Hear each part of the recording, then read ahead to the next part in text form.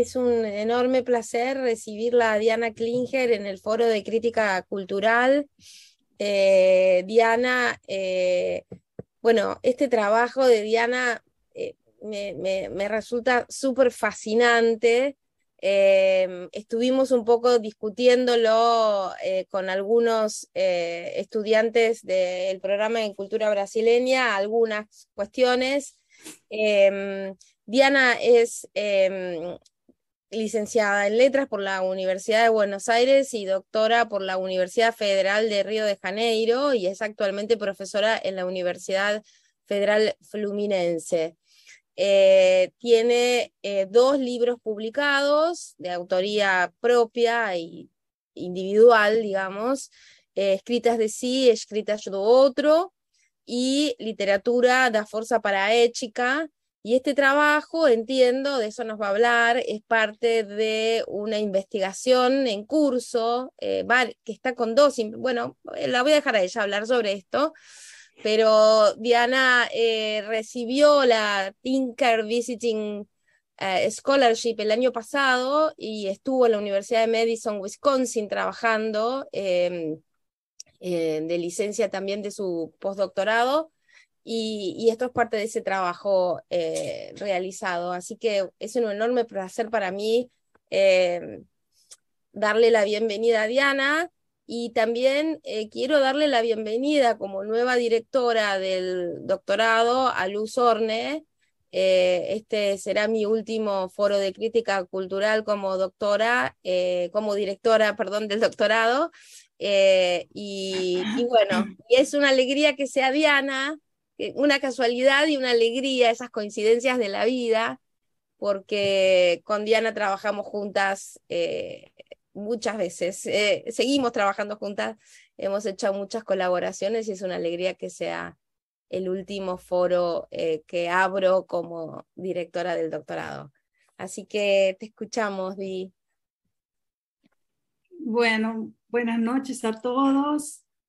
Eh, Antes que nada, muchísimas gracias a Edgardo y a Florencia por la invitación para estar acá hoy, y gracias a todos por estar acá, por escucharme, por compartir este momento conmigo.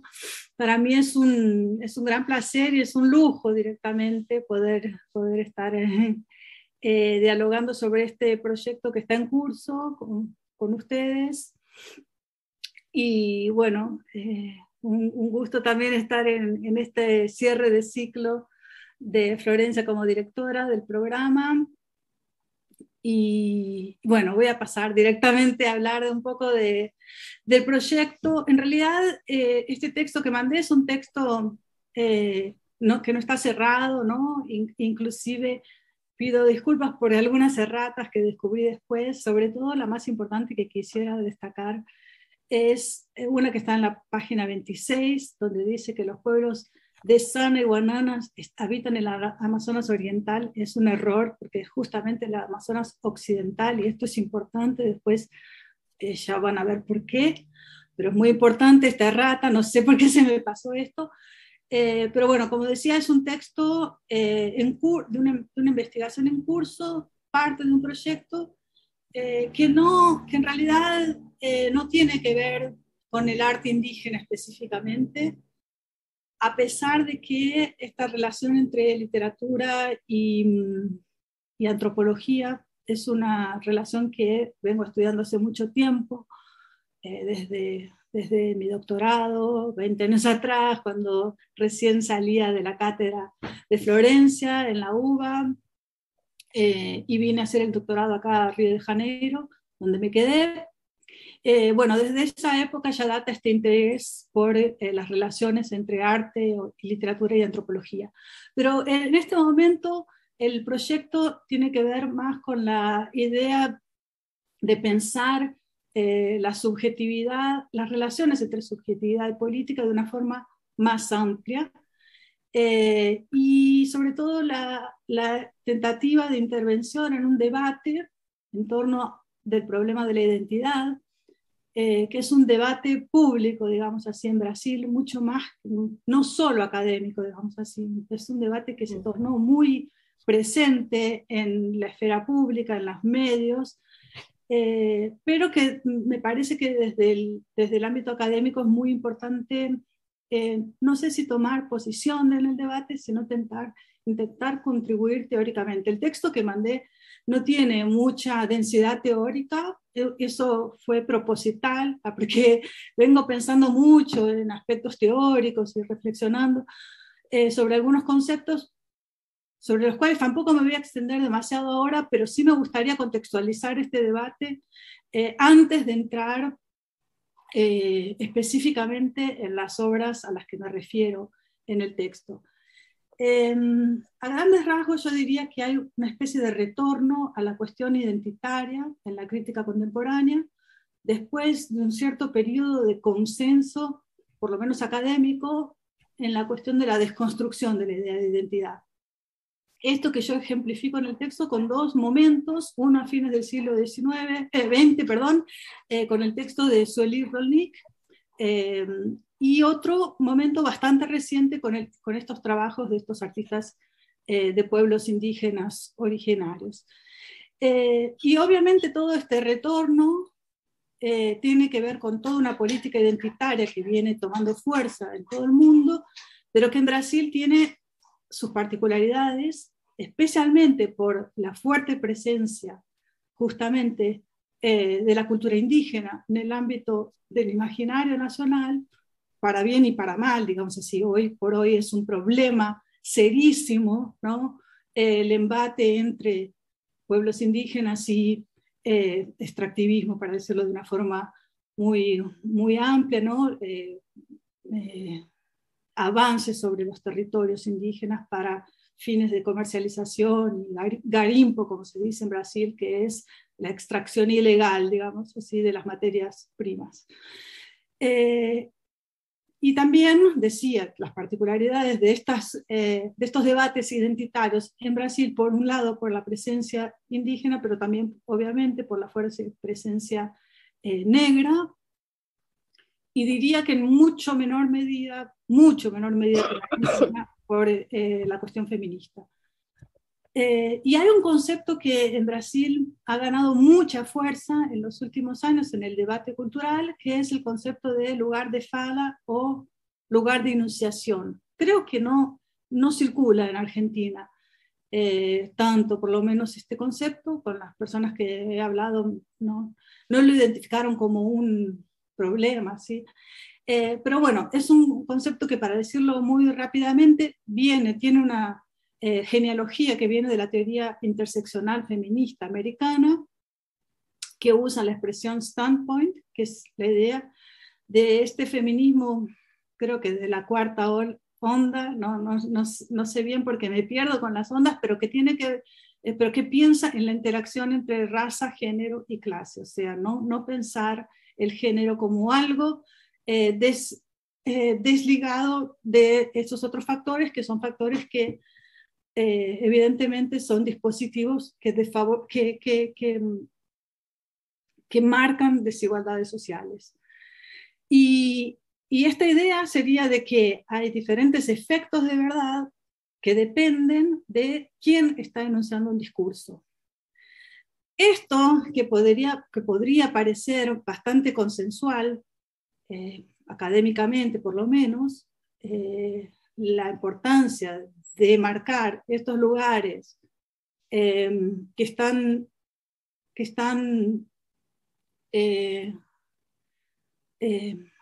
atrelados, me salen antes las palabras en portugués que en castellano, que están atados a las nociones de raza, género y clase. Esto que podría pensarse como algo muy consensual, realmente no lo es en Brasil, y no lo es dentro del ámbito académico y dentro del ámbito político de la izquierda. No me interesa ni siquiera discutir el otro lado, porque evidentemente no sustenta una argumentación. Pero sí me gustaría puntualizar brevemente algunas de esas polémicas, porque me parece que tienen importancia para intentar entender a dónde yo quiero llevar la discusión de este texto que mandé, más allá de la cuestión indígena en sí. Una de las polémicas que podría nombrar es una que hubo entre Djamila Ribeiro, que es una filósofa negra, que es la que puso en circulación en Brasil el concepto de lugar de fala o lugar de enunciación. Ella es la que básicamente más hizo circular ese concepto, todo el mundo se refiere a ella cuando habla de eso, y Lilia Schwartz, que es una historiadora brasileña, que es la que más se ha dedicado a la historización de la esclavitud y de los problemas de raza en Brasil, pero que también ha trabajado mucho con arte y con curaduría. Pero es sin duda la persona que más sabe sobre, que más sabe, no sé, pero es la que más libros ha publicado en relación a cuestiones de esclavitud, de la historia de la esclavitud en Brasil y de sus efectos posteriores como una sociedad racista, como la que vivimos acá. La polémica se dio en torno de un artículo que Lilia Schwartz escribió en la Folia de San Paulo criticando un clip de Beyoncé de su último disco Black is King, donde ella decía que Beyoncé usaba unas imágenes muy estereotipadas de África y muy glamorizadas de los negros, ¿no? Como todos los negros como siendo príncipes y princesas y mucho glamour. Y lo que le respondió Djamila Ribeiro, pero no solo ella, sino todo básicamente en bloque el movimiento negro en Brasil, fue que ella como blanca no tenía como autoridad para opinar sobre ese asunto. Y bueno, esta polémica puede ser bastante anecdótica, evidentemente, pero es también muy sintomática de este momento y de lo que yo decía que era una grieta muy grande dentro del campo de la izquierda, porque evidentemente estamos pensando en dos personas que están hablando a partir de una lucha antirracista. Entonces, esa grieta es muy importante y solo entre paréntesis también, anecdóticamente, diría para echar leña al fuego que casi todos los intelectuales brasileños tienen sus orishás, o sea, tienen sus dioses africanos, ¿no? Como Lilia Schwartz, como Sueli Rolnik, que es más blanca que yo. Bueno, Lilia Schwartz, evidentemente me olvidé de decirlo, pero es blanca, ¿no? Por eso es que fue criticada. Y bueno, esto habla también de una especie de idea que es muy rechazada a partir del movimiento negro, de apropiación cultural, que es algo que también discuto un poco en el texto sin entrar demasiado en detalle en esa cuestión, pero que me interesa discutir también. Porque además es una polémica bastante fuerte, interesante en Brasil, esta idea de la apropiación. Pero algunos otros, me gustaría antes de pasar a los artistas indígenas, me gustaría puntuar algunos otros momentos de estas polémicas que me parece interesante discutir con ustedes.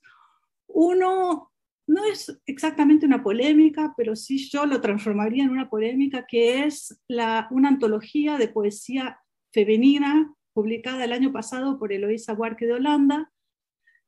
Como ustedes saben, Eloísa hizo dos antologías, una en los años 70 y otra en los años 90, que fueron y son muy históricas en el campo de la poesía en Brasil. Digamos así, son antológicas, para decirlo de una forma redundante.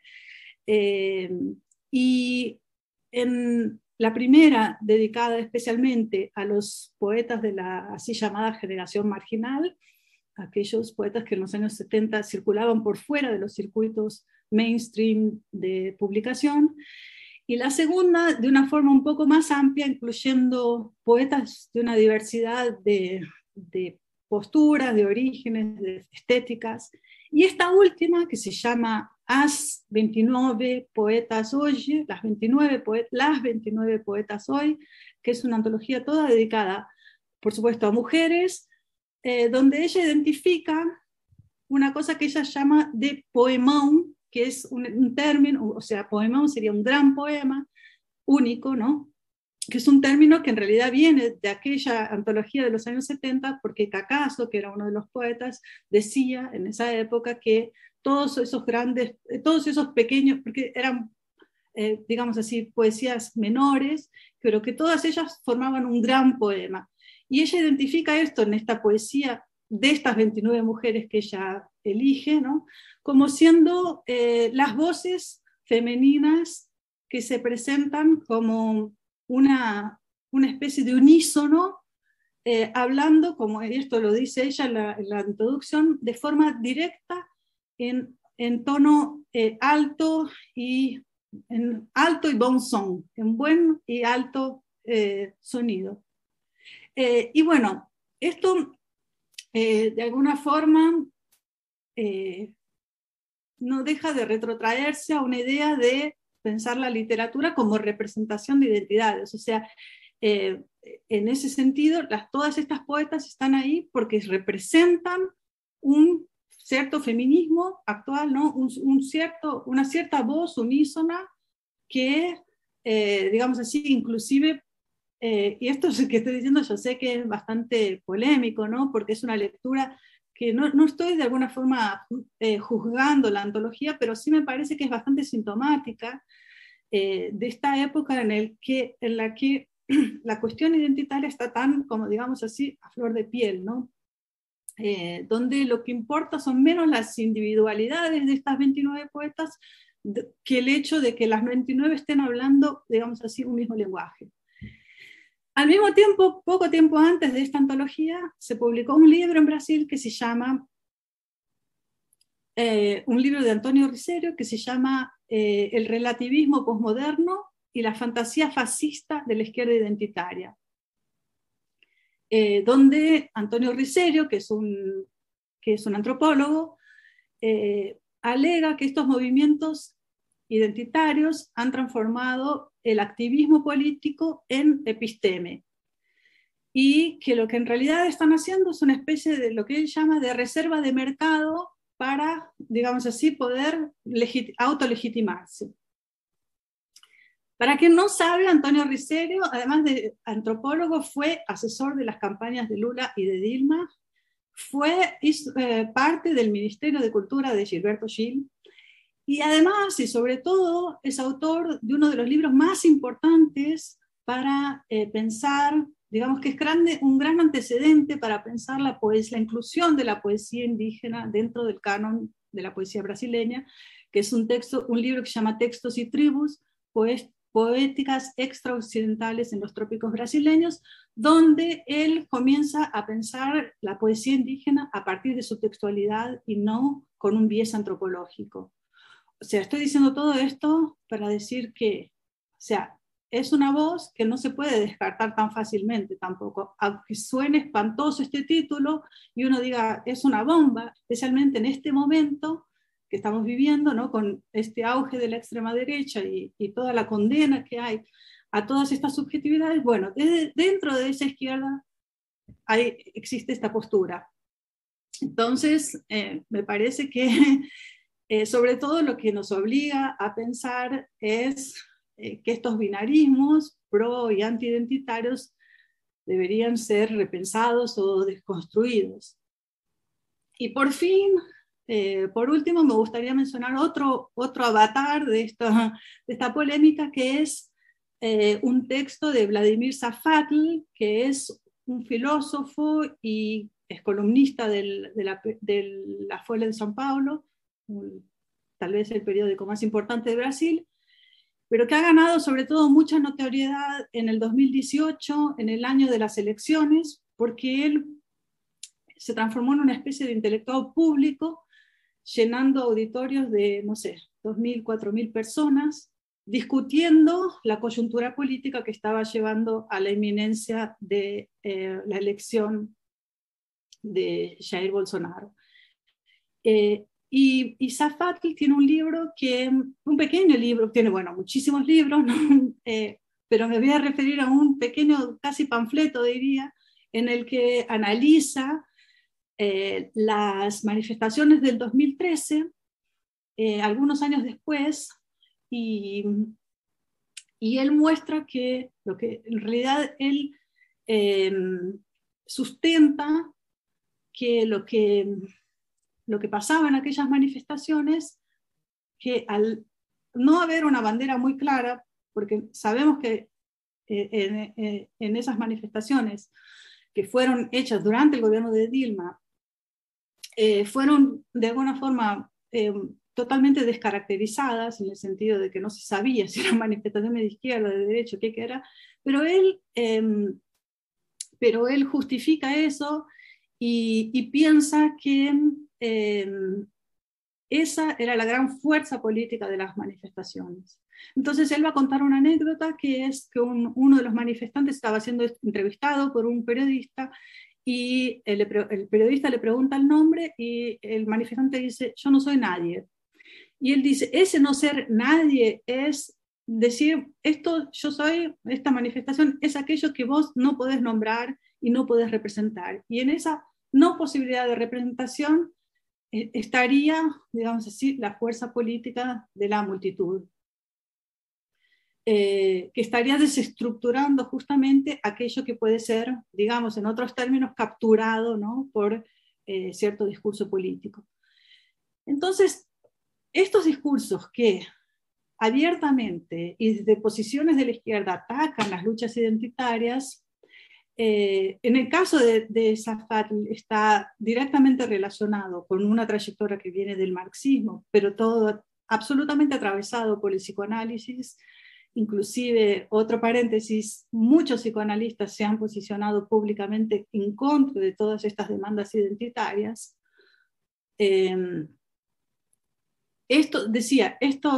Estas posiciones, digamos, obviamente no estoy pensando aquí en posicionarme, ¿no? Lo que estoy queriendo mostrar son estos embates y cómo aquí resuenan algunas de las cosas que están en aquel texto de Solís Rolnik, que es esta psicoanalista deleuziana que escribe ese texto que está incluido en el catálogo de la exposición de la Bienal de São Paulo del 98, que fue la Bienal que tuvo, no como título, pero como lema, digamos así, la Bienal de la Antropofagia. Entonces, aquí lo que pasa es que estos presupuestos con los cuales ella está pensando la subjetividad resuenan en estas posiciones antiidentitarias y desconstructoras de la subjetividad, digamos así, identificada con una cierta demanda, con una cierta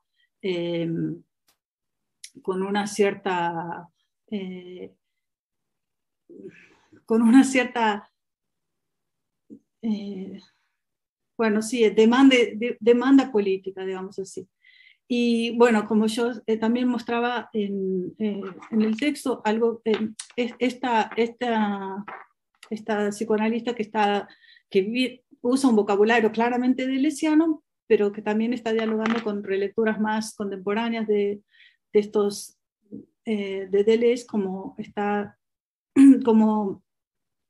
Negri Hart, que es en Imperio, que es un texto que es de la misma época y que ella viene acompañando y leyendo, inclusive los textos posteriores, que tienen toda esta línea también de pensar que si el imperio es, a diferencia del imperialismo, que era que era el territorio de las metrópolis, apropiándose de los territorios de la colonia, el imperialismo sería un poder sin territorio, un poder que engloba el mundo entero y sin poder ser fijado en un territorio específico. Bueno, entonces la respuesta a eso, la resistencia a eso debería darse a partir de una subjetividad también desterritorializada, no solo en un sentido geográfico, sino en todos los sentidos, esa idea de una subjetividad nómade.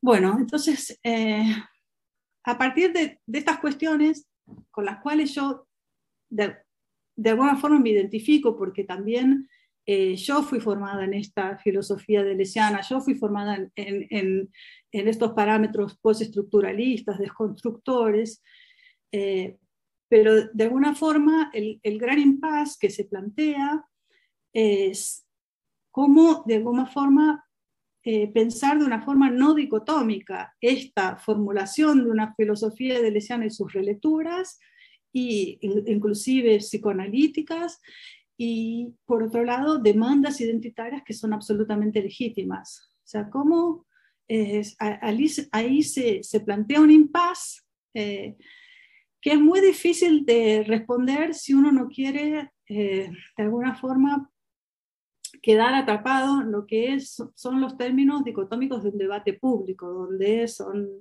partes que hablan y en el fondo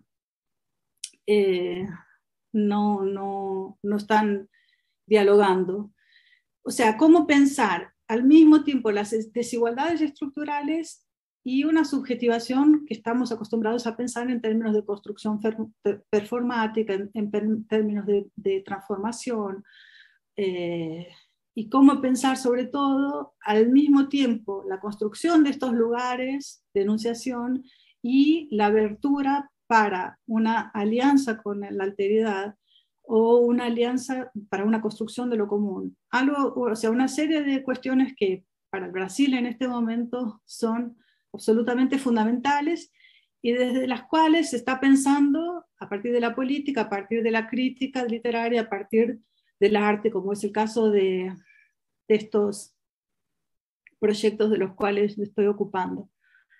O sea, todo esto que dije hasta ahora casi no aparece en el texto, aparece solo en una nota al pie, me parece, pero me parecía muy importante de reponer porque es el contexto en el cual estoy pensando y sobre el cual quiero pensar, y es lo que me interesa entender, cómo, en realidad, más que entender, pensar cómo estos artistas entran y aportan a este diálogo, a estas polémicas, a estos debates.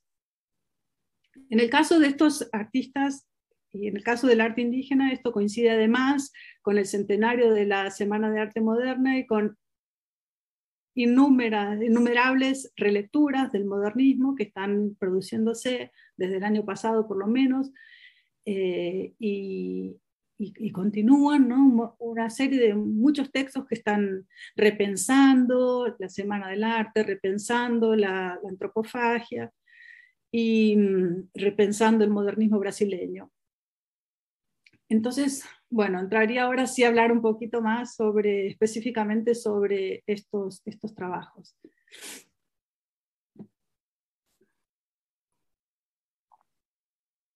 En realidad, el título del trabajo es del texto que, como dije, es todo un poco provisorio por el momento. Es una exageración total, aunque es proposital, pero es una exageración porque de hecho no hubo una bienal de los pueblos indígenas originarios. Los artistas indígenas representaron un porcentaje muy pequeño de lo que significa la cantidad de artistas que participan de la bienal, pero lo que pasó es que la repercusión que tuvieron fue enorme. Y esto produjo una inflexión profunda en la historia del arte brasileño. No tengo duda y no tengo pudor en decir esto, porque me parece que lo que se produjo es realmente una ruptura histórica, cuando no solo en la Bienal, sino recientemente en la Pinacoteca y en algunas otras instituciones del arte brasileño se han adquirido por obras de artistas indígenas para sus colecciones, cosas que no había hasta hace poquísimos años atrás. Entonces es un momento muy importante, muy crucial para el arte brasileño, que no empieza con esa bienal, con esta del 2021. Podríamos marcar algunos pocos antecedentes de algunas muestras, algunas exhibiciones. El propio Denilson Paniagua fue curador de una exposición que se llamó Reantropofagia, pero que fue en un pequeño museo en Niterói.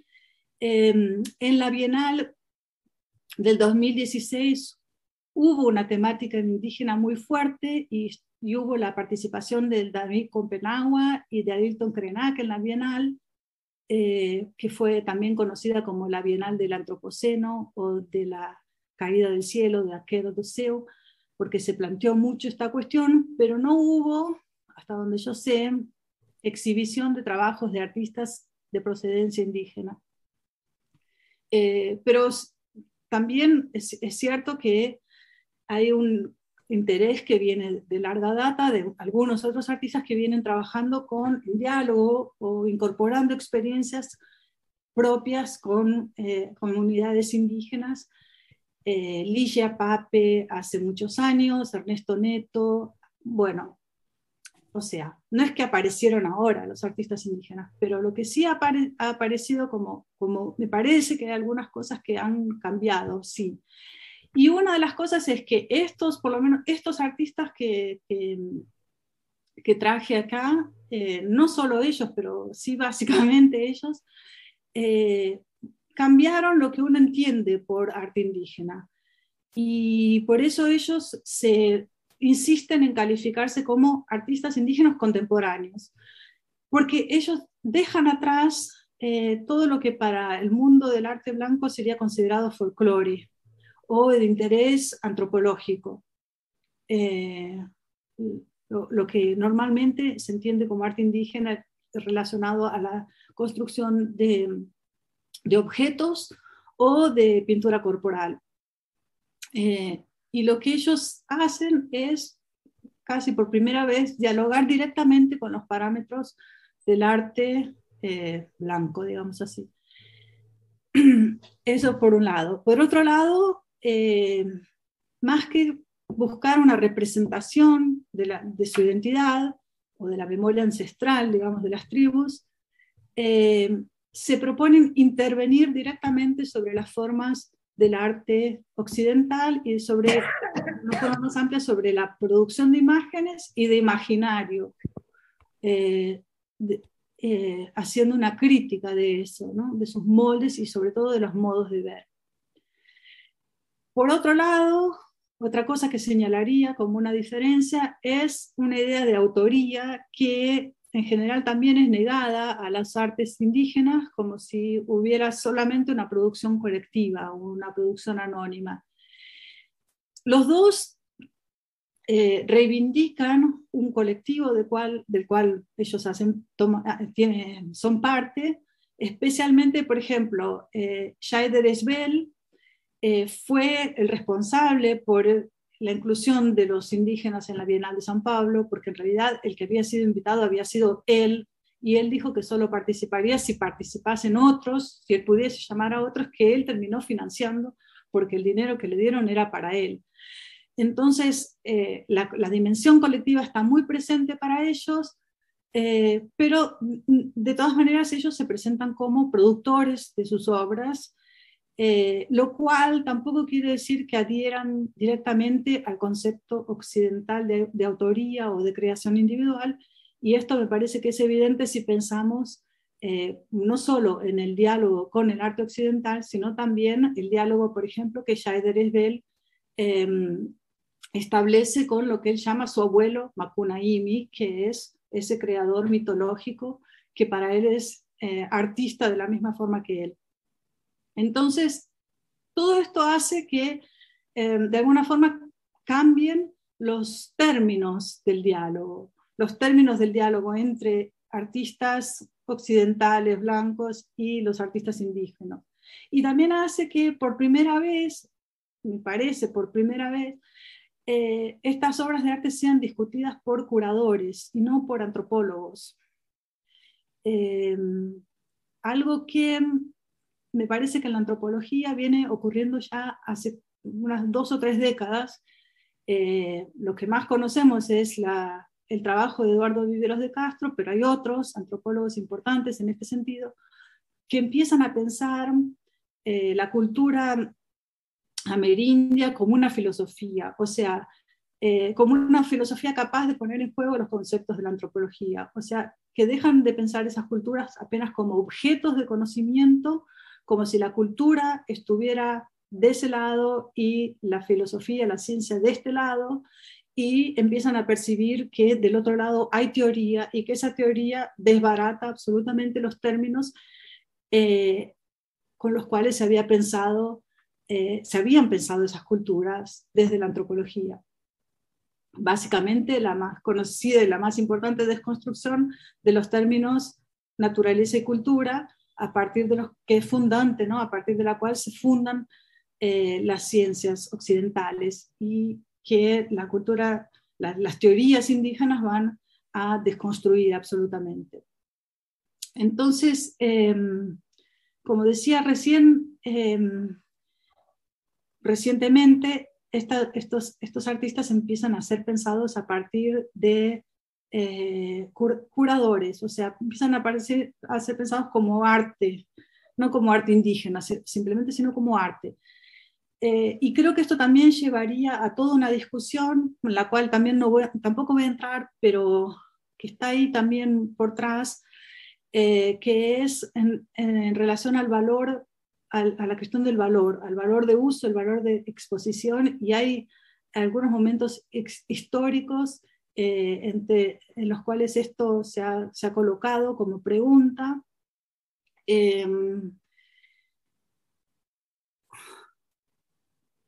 Como dije, no voy a entrar mucho ahora, pero creo que esta discusión está relacionada también con la idea de la propiedad de los objetos, que es una de las cuestiones que entra también al final del texto, ¿no?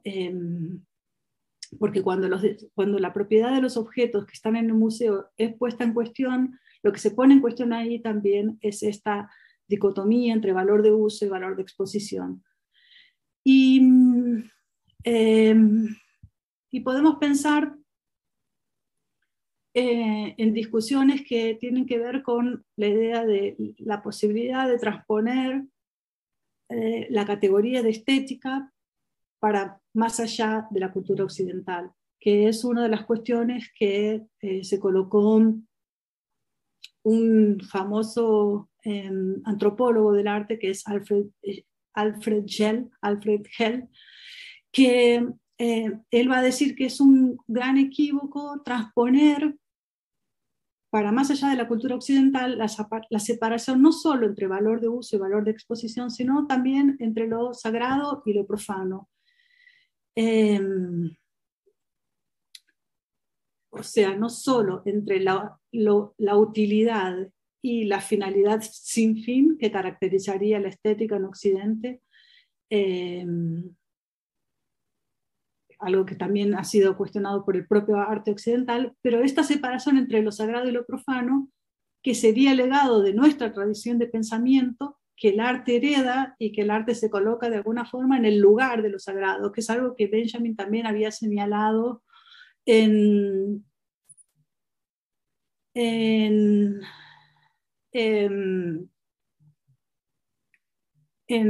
su artículo sobre la obra de arte.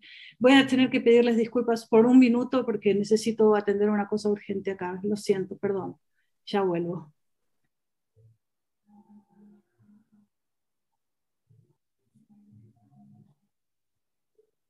Que me parece que está de alguna forma en pauta con la discusión de Jader Esbel del secuestro del mito, que en realidad también es una especie de secuestro de lo sagrado, porque lo que estamos llamando de mito es la dimensión de lo sagrado. Makunaimi es un dios para la cultura de Makushi, ¿no?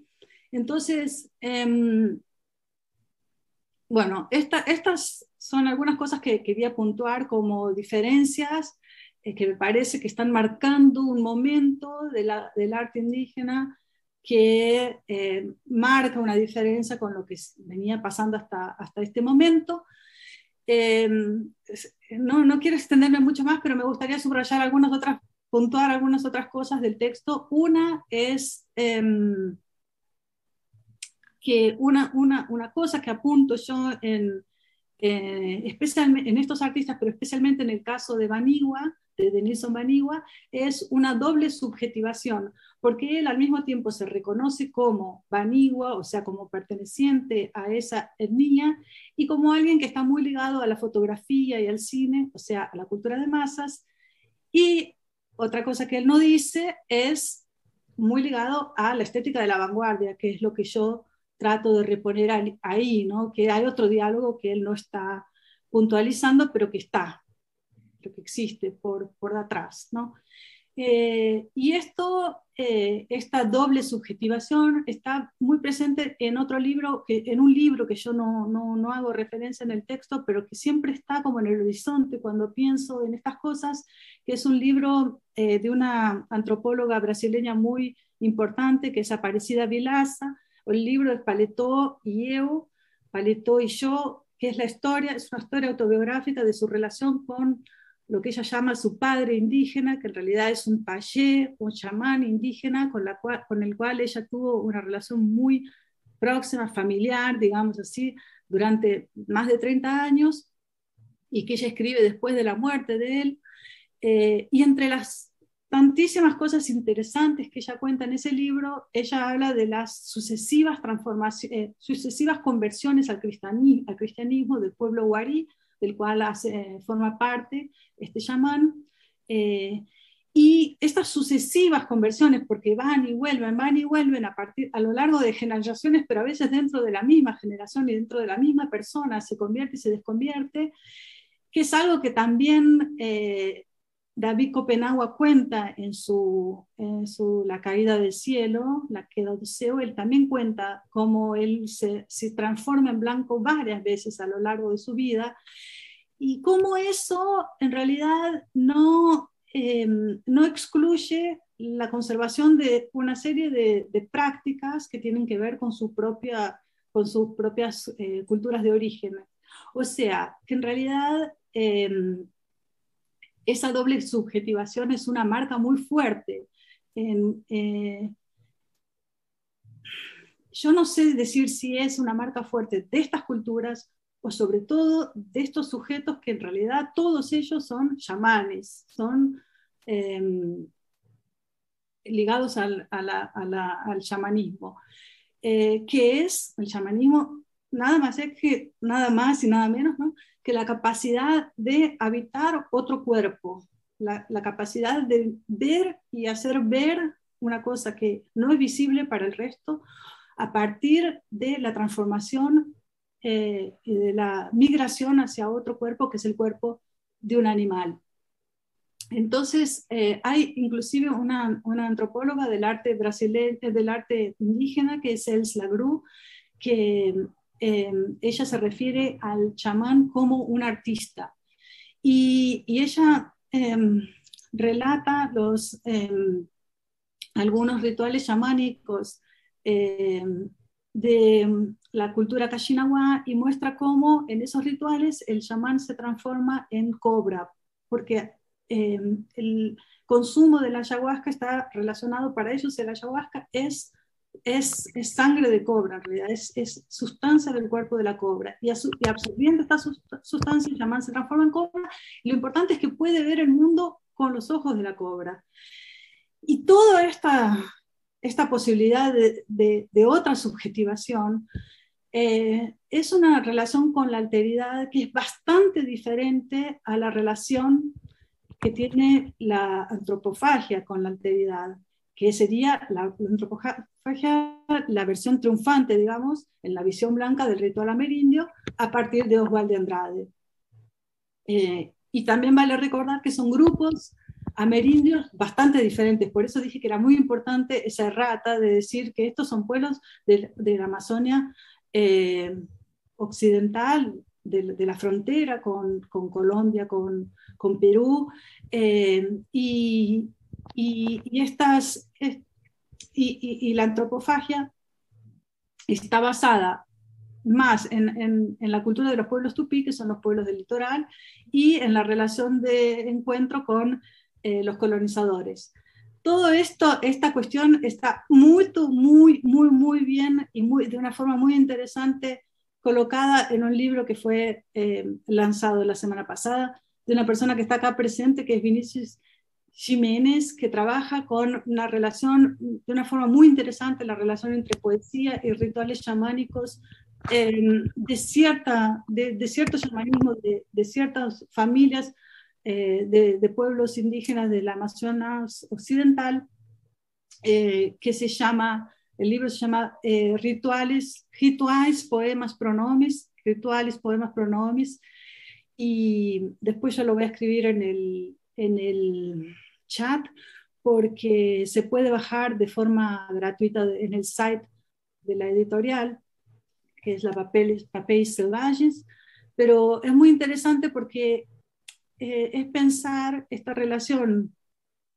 de los indígenas, del arte y de la poesía a partir de otra matriz ritual que no es la matriz antropófaga.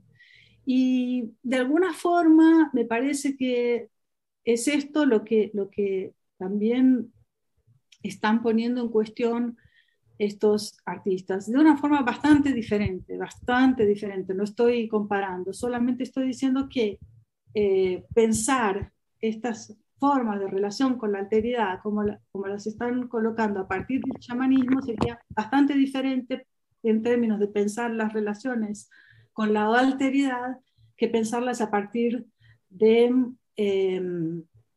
la matriz antropofágica, que es la matriz que triunfó, que es dominante en la interpretación cultural brasileña blanca sobre las culturas indígenas. Bueno, y pensando en esta versión chamánica del artista, recuerdo, no me acuerdo ahora si lo puse en el texto o no, pero Denilson Baniwa hace una performance en la bienal anterior a esta última, donde no había indígenas, y él entró a la bienal como payé, como chamán, onza, payé onza, ¿cómo sería? Jaguar, ¿no? Y hace una performance en la cual denuncia, él se coloca, no sé si esto está en el texto, tal vez esté repitiendo ahora, pero él se pone frente a unas imágenes de unas fotografías de indígenas y empieza a desarmar un libro que es una pequeña historia del arte, y dice cómo la historia del arte fue la historia del robo de la imagen, pero no de la inclusión, que nunca incluyó a los indígenas. Entonces, él mismo está, digamos así, autorizando esta lectura de pensar este tipo de relación entre arte y chamanismo.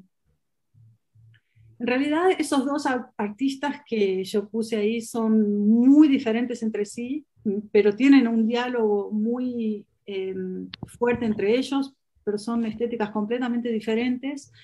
Y en realidad lo que justifica o lo que los une en este caso es este diálogo con las relecturas de los relatos míticos amazónicos, tal como fueron apropiados por el modernismo, y volviendo entonces a este asunto de la apropiación cultural, que como yo decía al principio, ¿no? Es tan importante, tan fuerte en el debate brasileño. Y me parece que una cosa interesante es que ellos trabajan esta idea de apropiación de una forma que no tiene un biais moralista, como muchas veces tiene, inclusive en un libro escrito por un antropólogo negro que es Rodney Williams, que tiene un libro que se llama así, ¿qué es la apropiación cultural?, donde me parece que se coloca en términos que estoy aquí llamando de moralistas, en el sentido de que hay un rechazo de esa apropiación. Y en este caso, de estos artistas, me parece que se colocan otros términos en el sentido de que no hay, de que lo que se busca es mantener esa circulación, no evitar la apropiación, sino hacerla circular, continuar la circulación. Esto está en muchos momentos de los trabajos de los dos. Pero en todo caso, me interesaba pensar, a partir de ahí, no la idea de una restitución, en el sentido de que, entonces, si nos apropiamos indebidamente, sea de los mitos, de las imágenes, de los objetos, lo que hay que hacer es devolver esto, y eso sería, digamos así, una buena voluntad, de una buena conciencia blanca, sino pensarlo como una cosa más de doble mano, ¿no? En la cual también ellos están devolviendo el sentido que de alguna forma se había quedado esvaciado, perdido en el medio de estas circulaciones, ¿no? Pero lo que sí me parece importante destacar es que por más que lo que se busque es mantener la circulación, y eso lo dice Jacques Delesbel explícitamente, ¿no? No es un rechazo a la obra Macunaíma, sino que hay como una vuelta de tuerca y un adensamiento del sentido, ¿no? Pero sí decía que más allá de esto, este diálogo supone una cosa que es muy tensa, que está muy lejos de nuevo de poder ser pensada en términos de una antropofagia cultural como una simple apropiación del otro, como si esa apropiación fuese pacífica, que es lo que pasa, me parece, por ejemplo, con el tropicalismo, que es una relectura de la antropofagia donde no hay conflicto, donde no hay tensión. Y no es lo que pasa acá, ¿no? Esto es algo que Ailton Krenak dice todo el tiempo. Nosotros estamos en guerra. Y, o sea, podemos estar acá dialogando, conversando con ustedes, pero nosotros estamos en guerra contra ustedes. Y ustedes están en guerra contra nosotros. Y esta dimensión de la guerra me parece que es bastante, que no se puede, digamos así, escamotear, que me parece que hay que pensarla y que está o por lo menos de una guerra fría, digamos así, y que está en el pequeño manifiesto que Denilson Baniwa escribe de la reantropofagia para acompañar ese cuadro de la cabeza de Mario de Andrade, y en un momento de ese pequeño poema manifiesto, él dice: aquí yace el simulacro Macunaíma, yacen juntos la idea de pueblo brasileño y la antropofagia condimentada con Bordeaux y Pax Mongólica. Y esa Pax Mongólica tiene que ver con un momento del imperio mongol en el siglo XIII, cuando los mongoles empiezan a dominar las rutas de la seda, y es un momento de conexión Oriente y Occidente, pero donde esa conexión está dada pacíficamente, pero a través del control de esas rutas. Y Denilson Baniwa va a decir: estamos en un momento de Pax Mongólica porque el control de las rutas sigue siendo el control de los artistas blancos. O sea, estamos en una especie de guerra fría, ¿no? Y entonces, bueno, para terminar y poder también, perdón, creo que estoy hablando demasiado, pero ya termino. La última cosa que me parece que es como la menos tal vez interesante de pensar, pero que no deja de estar ahí, que es la cuestión de la identidad nacional, que me parece importante decir que habría que pensar con bastante cuidado, porque porque ninguno de estos artistas está reivindicando ser incluidos dentro de la narrativa nacional, al contrario. Y en ese caso, ¿no? los cruces con el texto del Rolnik son más complejos de lo que uno podría pensar, porque ella ya en ese momento está colocando la identidad nacional como se está colocando para fuera de ese debate y está diciendo: esto no es el horizonte donde me interesa pensar. Entonces, digamos, no estoy marcando acá una línea evolutiva donde lo que ella dijo quedó para atrás y ahora hay que pensar de otra forma, sino que, bueno, las cosas son más complejas y hay muchos intelectuales que hoy por hoy están tratando de repensar la historia de la literatura brasileña a partir de una nueva fundación, pero en realidad estos artistas brasileños no están reivindicando nada de todo esto. Entonces, para cerrar, yo me quedaría con lo que me interesa discutir, que es una pregunta que está al final del texto, que es: ¿de qué forma el arte, citando palabras de Esbel, como campo de batalla política, ideológica y moral, puede abrir interrogantes frente al dilema identitario y a la dicotomía identidad-desterritorialización? esa es, digamos así, la pregunta que puede sintetizar el texto y la que a mí me interesaría discutir entre las otras que surjan, claro. Así que bueno, paro de hablar un poco. Bravo. Gracias. Realmente muy interesante, muy denso teóricamente, y muy bueno que lo hayas repuesto porque, bueno, el texto lo evidenciaba de algún modo, pero por ahí otros que no conocen otros trabajos tuyos no sabían que entraba en esta discusión. Yo leí tu texto tu texto, y creo que es en coautoría con Vinicius, ¿no? El que es sobre o lugar de fala, ¿no? Me parece, bueno, entonces está bueno que lo hayas repuesto. Eh, Abro la discusión a preguntas, comentarios,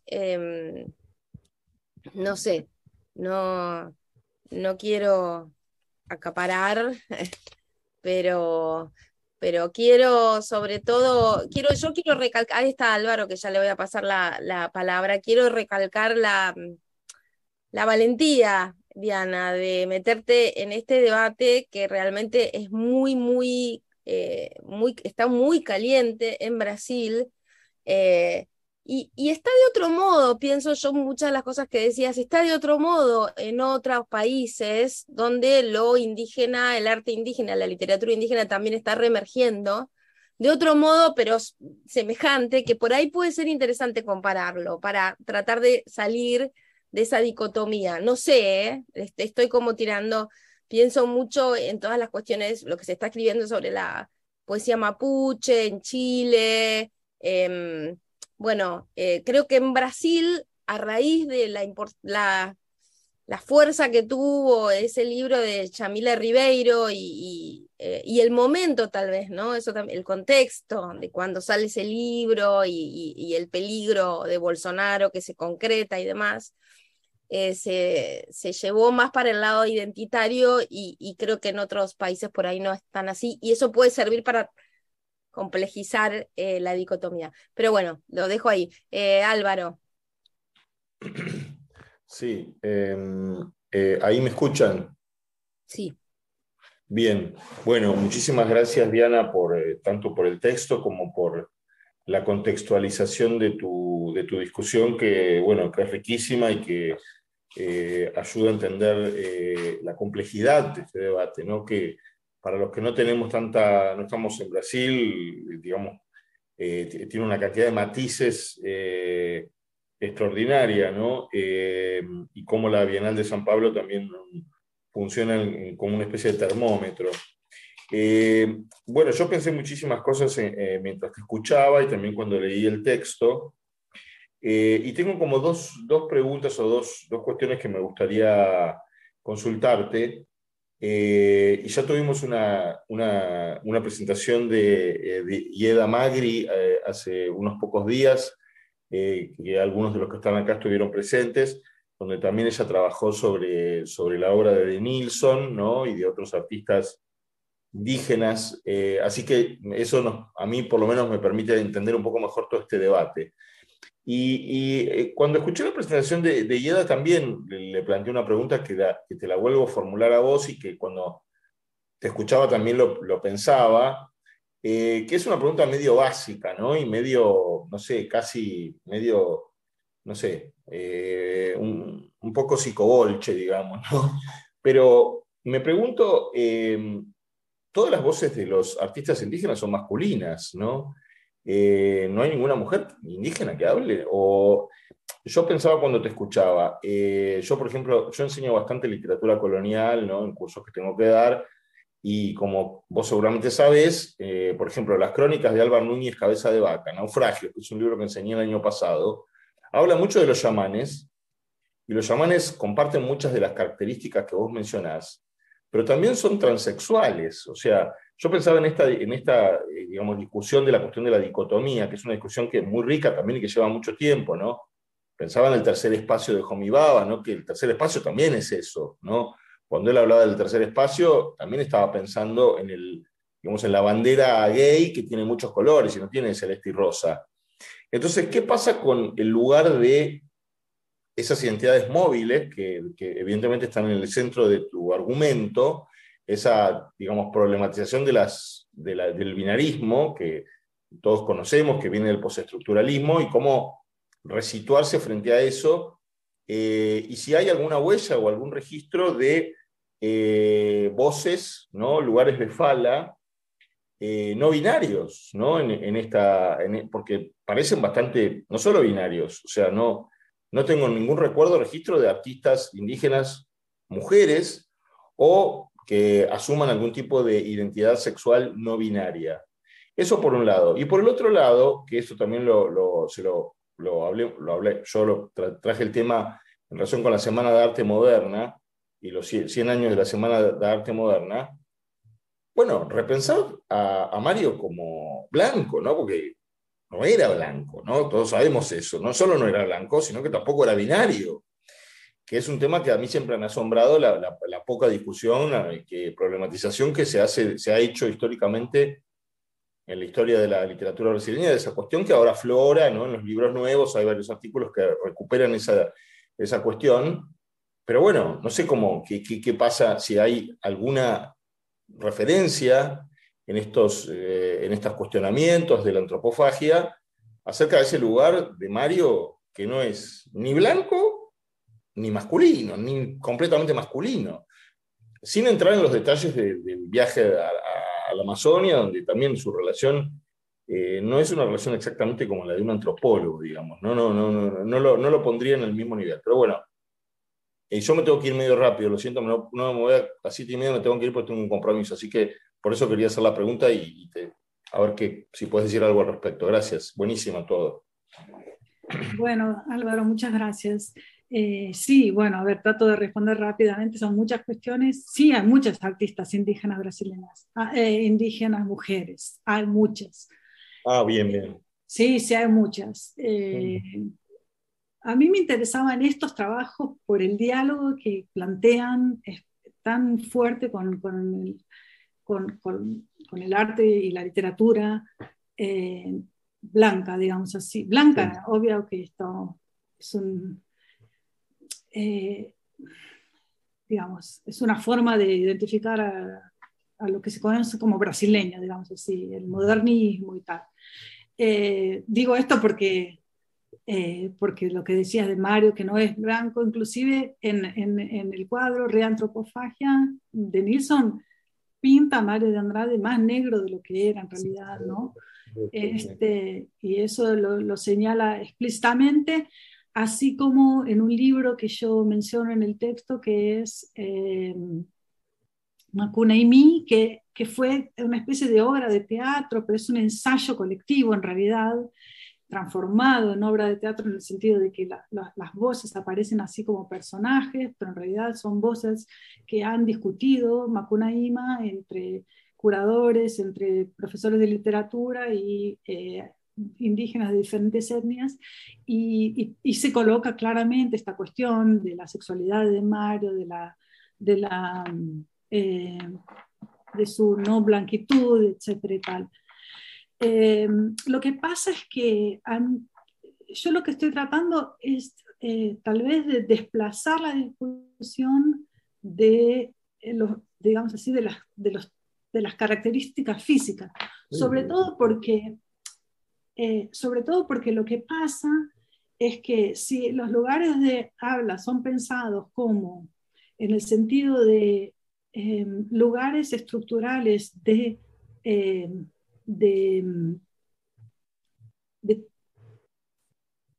producción de desigualdad, por decirlo de alguna forma, bueno, difícilmente podríamos incluirlo a Mario ahí, ¿no? Aunque obviamente sabemos que no es la misma la situación de Mario de Andrade que la de Oswald de Andrade, sí, económica y en varios otros sentidos, pero sí en su lugar confortable dentro de, digamos así, de la estructura estatal y cultural, etc. Entonces, no me parecía pensarlo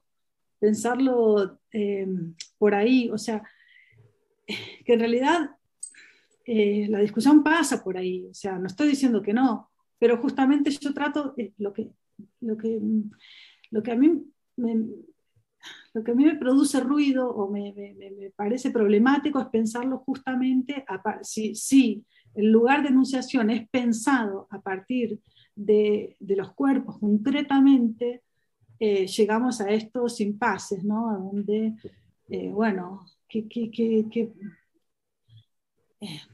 no sé si se puede, llegamos a estos impases de radicalismo también, ¿no? Porque Correcto. Sí, ah, para hablar de hacer una crítica de Disney solamente pueden hablarlo quienes tienen puesto un sombrero de Disney, ¿no? sí. O disfrazados del ratón Mickey. Si no estás disfrazado del ratón Mickey no puedes decir nada al respecto. Sí, bien, interesante, sí. Muy buena respuesta. Hay una pregunta de Ceci Gil Mariño y otra luego de Luz, por ahora. Sí. Bueno, buen día a todos. Diana, muchísimas gracias por la presentación, me pareció interesantísima. Y quería, nada, cuando vi el título y comencé a leer el texto, pensaba también en el trabajo de Arizana Patallo, no sé, de Indígenas en Foco, que creo que juega mucho con las cuestiones que estás trabajando en el texto. Y después quería hacer una pregunta sobre el lugar del mercado en todas estas cuestiones, si estabas pensándolo. Gracias. No, gracias a vos. No sé si tengo mucho para responderte porque, a ver, eh, el trabajo de Arizona Patallo lo conozco poco, así que no sabría decir hasta qué punto dialoga con estas cuestiones que estamos colocando, pero en realidad me voy seguro de esta charla. Una de las cosas urgentes a hacer es ir a pensar estas artistas mujeres indígenas, que todavía no las pensé, pero con relación al mercado me parece que es una cuestión bastante compleja porque, digamos, hay como una especie de, yo diría, mini boom editorial y claramente, ¿no? Además, sin contar con el mercado del arte, ¿no? En el cual yo, como dije, ¿no? Estos artistas han comenzado a entrar, están lejos de ser igual, ¿no? Eh, un Sildo Meirelles, ¿no? Pero están siendo comercializados y eh, lo que pasa es que, no sé, cuando uno habla de mercado en general, hay como cierto, ¿no? Como cierto pie atrás o rechazo, o bueno, el mercado. Y en el fondo son cosas muy complejas, ¿no? Porque si no son publicados, si sus obras no forman parte de las colecciones de los museos, tampoco son conocidos, o sea, es todo una cuestión bien compleja. Lo que sí me gustaría tal vez apuntar es que para dar también otra, digamos así, otra vuelta ahí sobre esta discusión, es un texto de un artista trans negro, en realidad, se llama Jota Mombasa, después yo lo escribo ahí, que se llama La plantación cognitiva, donde ella, perdón, argumenta que los modos de explotación y de extracción del valor del cuerpo negro que vienen de la esclavitud continúan funcionando como extracción de valor intelectual o extracción de valor creativo, donde el solo hecho de que haya, por ejemplo, muestras de arte que incluyan artistas negras o indígenas sería una forma de extracción de valor porque los curadores obtienen recursos con esto que de alguna forma es una forma de generar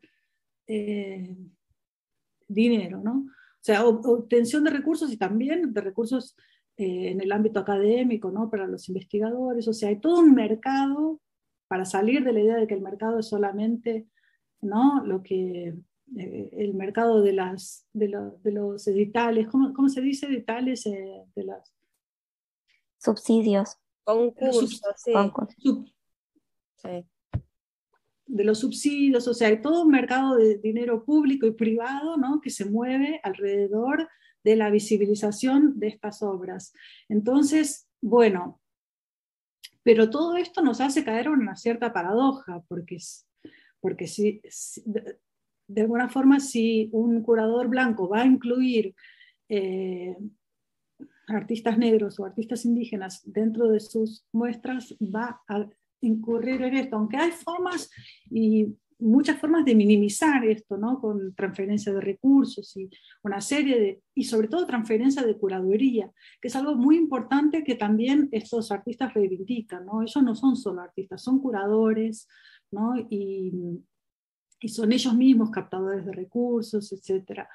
Pero bueno, realmente es una pregunta compleja y creo que habría que hacer digamos así, un estudio más serio que el que yo podría hacer, porque tendría que ser un estudio sociológico, ¿no?, de sociología del arte, que yo no estaría en condiciones de hacer. Muchas gracias, Diana. Bien, Luz.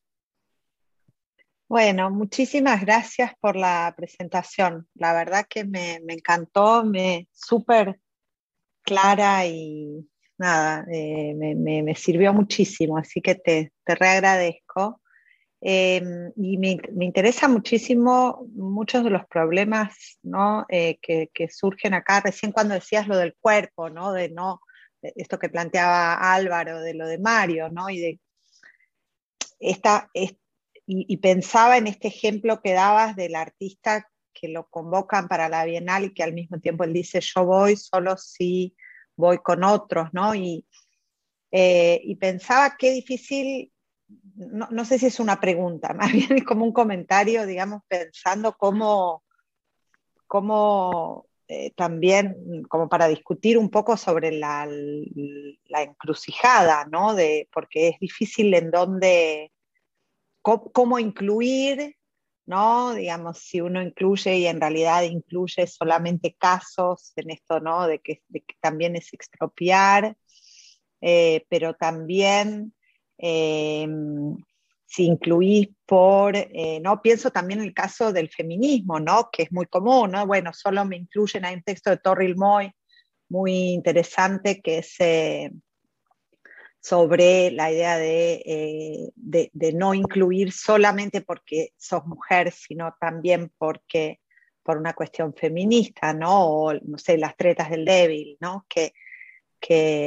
Entonces ahí yo pensaba si hay alguna manera o qué pensás vos en relación a la concepción de subjetividad, ¿no? Porque según lo que entendí, cuando vos decías esto de él quiso incluir esto porque no es individual, porque al mismo tiempo pertenece, ¿no?, y esta cuestión de lo doble que vos decís, y la cuestión chamánica y el transformarse en el otro, ¿no? Y pensaba en esto que decías, perdón, porque es un poco largo, pero estoy tratando de pensar cómo se podría hacer para incluir, y si esto es una opción dentro de la cuestión identitaria, ¿no? Porque dicen tengo acá anotado, ¿no? Lo que buscan no es detener la apropiación, sino hacerla circular, devolver el sentido, ¿no? Y pensaba si en esto no hay alguna manera de incorporar los principios de ese otro tipo de subjetividad, o la forma de ese otro tipo de subjetividad, sin que sea, o sea, yo por ahí es mi propio pensamiento un poco formado por occidentalmente, ¿no? Pero digo, si no podríamos incluir dentro de las exposiciones los principios constructivos o la epistemología, y con eso ya es incluir. ¿Se entiende lo que quiero decir? ¿O hay algo de ahí que necesariamente tiene que estar el cuerpo, ¿no?, incluido en la, digamos, ¿no? Porque, por ejemplo, con la cultura negra es muy difícil a veces en Brasil, o digamos, en la cuestión del feminismo, ¿no? Uno dice, bueno, digamos, ¿cómo se distingue, ¿no?, entre qué es lo que, digamos, el caso de Mario de Andrade, ¿no? Bueno, vos lo explicaste muy bien en tu respuesta, pero digo, hay algo que no tiene que ver con lo corporal nada más, ¿no? o con la identidad racial, o con la identidad, sino con pertenecer a una comunidad o a una epistemología diferente, un pensamiento diferente de lo subjetivo. Y si eso, no sé, ¿cómo lo ves en este sentido como principio constructivo diferente de las exposiciones, de las bienales, por ejemplo? Si hay alguna posibilidad de incluir sin que sea esencialmente, ¿no? Ay, es súper difícil tu pregunta, Luz. Sí, no sé, tampoco quiero que me la respondas, porque también esto es un enredo cómo la estoy formulando, pero creo que es todo un problema que justamente, ¿no? Un poco pensaba en el judaísmo, ¿no? En la cosa mientras te escuchaba hablar, ¿no? Y la cantidad de veces en las cuales se piensa la cuestión de la identidad o de la discriminación positiva también, ¿no? En relación a, digamos, ¿no? Como un montón de cosas históricas también que han pasado en relación a una cuestión identitaria, ¿no? Sí, sí, así. La primera cuestión que colocabas no la podría responder porque si la respondiera sería la próxima curadora de la Bienal y me transformaría en una estrella de la curaduría. O sea, me parece realmente una pregunta muy interesante, hablando seriamente ahora, que me parece que no tiene mucha respuesta y que esta respuesta se va dando en la práctica, ¿no? Y en las diferentes prácticas y las diferentes experiencias de tentativas, ¿no? De abertura, pero lo que me parece muy significativo es que es como si estos artistas hubieran tenido que hablar este lenguaje de este arte para poder ser incluidos. Sí. Hasta entonces, lo que había pasado era que habían sido incluidos como en realidad, digamos así, con un interés antropológico, ¿no? Un interés Sí, como artístico. casos, Claro, digamos, ¿no? Como casos, sí. Como hubo ejemplos. en una bienal en los años 70, creo que fue en el 75, que se construyó una maloca, una Sí. especie de choza indígena, pero no hubo un diálogo verdadero ahí. Inclusive los indígenas que fueron, recorrieron la bienal y no les interesó, digamos así, y tampoco hubo un interés, o sea, todo lo que se viene discutiendo hace más de 100 años en relación a qué considerar arte y qué considerar cultura y tal, no salió mucho del lugar, me parece, hasta que del otro lado no hubo, ok, entonces nosotros vamos a transformarnos en artistas blancos a ver qué pasa, ¿no? Y ahí sí los diálogos empezaron a cambiar, ¿no? Esto es lo que me parece que es lo que está pasando acá, por lo menos. Y con relación a lo otro que decías, y volviendo un poco a lo que le dije a Álvaro, porque en realidad yo dije, a mí no me interesa esto, pero en realidad, o sea, no me interesa pensar a partir de los cuerpos, pero hay que pensar también a partir de los cuerpos, porque lo que vos decías de la discriminación positiva, o lo que se llama acá políticas afirmativas, que son políticas muy importantes de reparación histórica, o sea, colocar, no sé si todo el mundo sabe lo que es, pero es, por ejemplo, poner lo que se llaman vacantes para la universidad, para empleos públicos y para una serie de lugares. En español se dice cuotas, ¿no? Son las cuotas, igual que en portugués, entonces, porque son cuotas acá para negros, por ejemplo, aunque no solo para negros, también para indígenas y para otras minorías, está basada estrictamente, bueno, en cuestiones físicas, aunque en Brasil está basada en general en la autodeclaración, ¿no? Pero autodeclaración que a veces es contestada, que a veces es confrontada con, no, pero ¿cómo te autodeclarás negro si no sos negro? O sea que en realidad en el fondo nos guste o no nos guste pensar en esos términos tan concretos, es eso lo que termina determinando muchas veces. O sea, la cuestión es bastante más compleja, ¿no? Sí, lo vemos bastante claro con el feminismo acá también, digamos, en el sentido de que las cuotas, ¿no? Digamos que por ahí es el ejemplo más claro que tenemos acá, o sea que entiendo perfecto lo que decís, digo, me parece totalmente lógico, pero bueno, es toda una encrucijada de lo que veníamos pensando durante tanto tiempo, ¿no? También, por eso me resulta súper interesante, ¿no? Sí, es una encrucijada, sobre todo porque nosotros, digamos, durante mucho tiempo nos recusamos a pensar en esos términos, Sí. pero también pudimos recusarnos a pensar en esos términos porque estábamos en un lugar de privilegio. O sea... Sí o no, como mujeres, qué sé yo, pero sí, pero no dejamos lo de ser podés mujeres ver. blancas de clase media. No, sí, pero digo, sí. Había una pregunta de Carlos, pero me parece que Carlos se fue. Qué pena. Así que, estás acá, Carlos, no te veía. Sino que estoy desde la versión web y me cuesta un montón conectarme. ¿Qué tal? Ok. Oh, entonces te doy la palabra. Y después Edgardo, y creo que con eso vamos a ir terminando. Dale, gracias, Lord.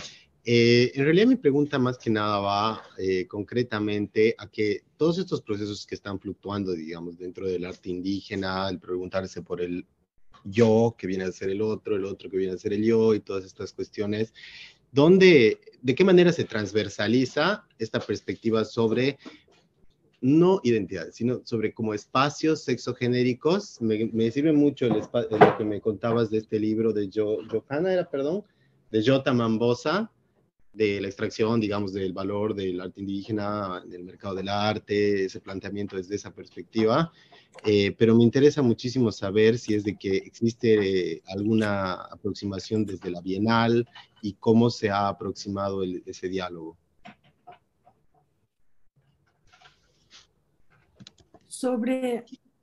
Perdón, porque no sé si entendí bien, porque sobre la cuestión transversal, ¿en qué sentido transversal? En el sentido en el que no solamente, digamos, el entendimiento de la descolonialidad viene como desde lo indígena, desde lo amerindio, sino también hay una transversalidad en cuestiones de género, ¿no? O sea, de patriarcalización colonial, digamos.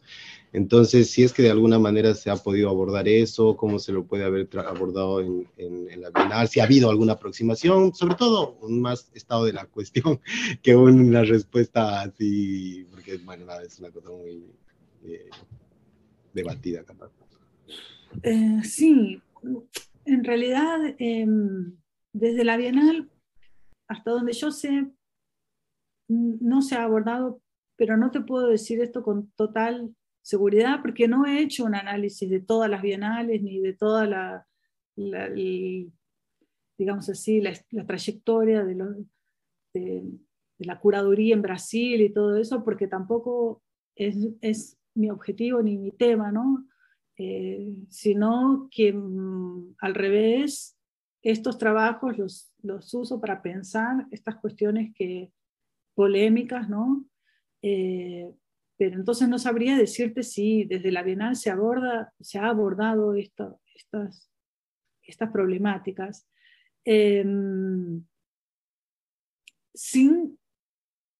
Se abordan académicamente cada vez con más frecuencia, con más intensidad en la academia en Brasil, pero no es, no es un debate en el que yo entre mucho. De todas maneras, la verdad es que no sé si entendí muy bien tu pregunta cuando vos hablas de transversalidad. No sé si te referís a lo transgenérico, al transgénero, o no sé muy bien a qué te estás refiriendo. Sí, en realidad me refiero más que nada a todo lo que, digamos, podrían etiquetarse como identidades sexogenéricas en esa relación, pero nada, como que en una línea transversal con todo lo que vienen a ser las fluctuaciones indígenas y su colonialidad, digamos. Ah, sí. Bueno, en relación a las culturas indígenas, hasta donde yo conozco, no es un tema que se haya abordado de esa forma. como Vinicius está acá y él sabe mucho sobre este asunto, tal vez él pueda decir alguna cosa, pero hasta donde yo sé, no es una discusión. Vinicius Jiménez, el que antes mencioné, que es de la Universidad Fluminense, donde yo doy clases también, y hablé de su libro que tiene relación con el chamanismo indígena. No sé si... Ah, sí, un video. Bueno, aquí Vinicius está respondiendo por chat. Un video de Jota Mombasa en la Bienal. Tal vez eso ayude a responder. Yo no tendría mucho para decir sobre ese asunto, la verdad. Bien, buenísimo. Edgardo. Y yo un comentario cortito, no quiero sacarte mucho más tiempo, Diana. Eh, una, una, mm, una pregunta, digamos. En lo que vos presentaste, en lo que vos también enviaste en el texto, hay como claramente parece por lo menos de los artistas que señalás, de ningún tipo de inclusión nacional, ¿no? O sea, no de una... Entonces mi pregunta es también, ¿esto se vislumbra? ¿Hay algún grupo, alguna serie de artistas que puedan, digamos, o que intenten pensar en otro tipo de noción mayor de colectividad política nacional, digamos, que intenten, estoy pensando también en términos de otras genealogías en el pasado donde, no sé, formulaciones en torno al mestizaje, digamos, ¿hay alguna reformulación ahí de la relación entre arte y, digamos, y reivindicaciones políticas específicas, o tiene más que ver con, bueno, intervenciones en estos espacios que, como vos señalás, tienen que ver por ahí con la historia también del arte en Brasil, ¿no? Con la figura de Macunaíma, Mario de Andrade? Lo que pasa es que no es que ellos no hayan pensado la cuestión nacional, sino que a ellos no les interesa ser incluidos en un concepto de nacionalidad en el cual no se reconocen. Entonces,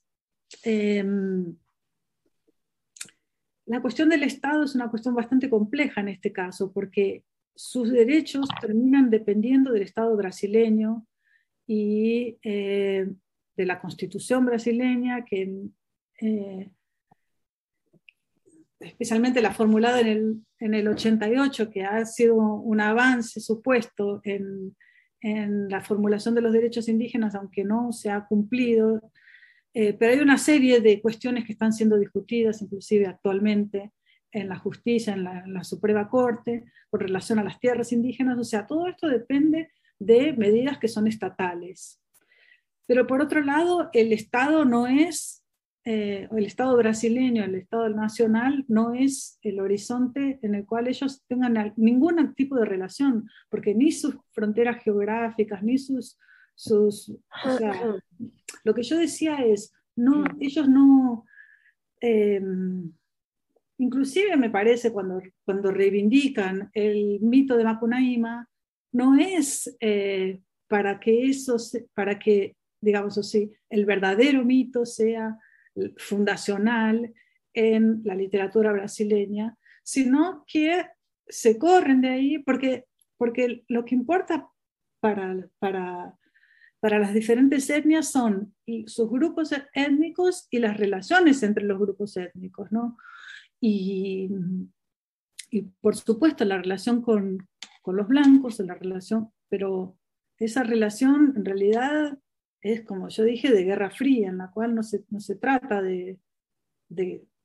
como digo, la inclusión me parece que se da a partir del derecho, pero no a partir de una identidad en común, donde me parece que no hay mucho interés de participar, digamos así, o sea, ellos son pueblos del Amazonas, no son pueblos del Brasil, ¿no? O sea, las cuestiones regionales pasan por otros parámetros. No sé si te respondí, Edgardo, o en realidad... Sí, me respondiste, no, pienso porque esto de la nueva constitución que se está, no sé, pensando en Chile, digamos, o pensando si esto se puede vislumbrar en algún momento en una reformulación de mitos nacionales de origen, pero no, me respondiste porque, bueno, va por otro lado, evidentemente. Sí, sí. Eh, bueno, Pensaba una cosita recién también, porque la cosa con el feminismo tal vez confunde un poco, ¿no? Porque hay una cosa tan específica acá, ¿no? Te escuchaba a vos hablar, Diana, ¿no? Y a veces, o sea, sí por lo de la identidad, pero hay algunas cosas muy específicas, ¿no? De, de esta cuestión, ¿no? Que me parece que está bueno, pero también está bueno distinguirlo, ¿no? En sí. esa, sí, No, sin duda, yo sí, puse el tema del feminismo especialmente cuando hice referencia a la antología de Eloísa y todo eso, porque sí. en realidad se desvía del tema, Ujú. porque en realidad quería señalar la, la fuerza, la importancia de las cuestiones identitarias también dentro del ámbito de la crítica literaria, del hacer académico, pero también es importante el feminismo para toda una formulación conceptual que tiene que ver con la idea de estos lugares de enunciación, del feminismo negro, eh, que diga, evidentemente son casos muy diferentes, ¿no?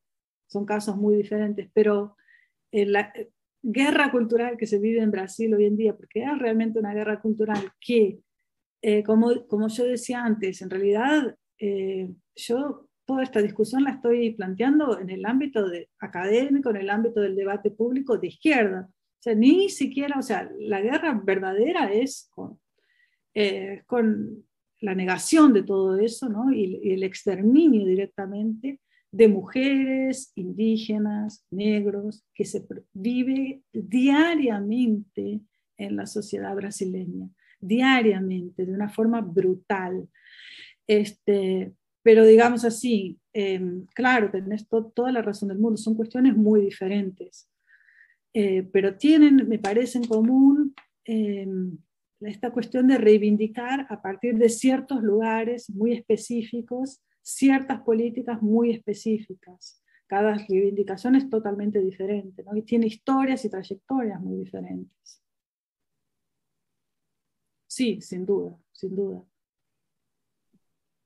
Bien, bueno, muchísimas gracias, Diana. La verdad que fue una excelente discusión que como un poco surgió acá hacia el final, no solamente interesa a los interesados en el arte y la literatura indígenas contemporáneos, sino en lo contemporáneo, ¿no? Y los debates que se están dando en lo contemporáneo en torno a estas nuevas formas de demandar, ¿no? De demandar derechos o demandar lugares que no sé, no sé si son identitarias o son demandas, ¿no? Un poco más transversales, como las del feminismo de la cuarta ola, que son muy distintas a las de la tercera, que era más identitaria, ¿no? Creo que por eso, en términos conceptuales, es interesante, más allá de las diferencias, hacer la conexión, ¿no? Bueno, para ver con qué conceptos podemos pensar esto. Pero te agradecemos muchísimo porque fue un excelente foro, una excelente discusión. Mil gracias.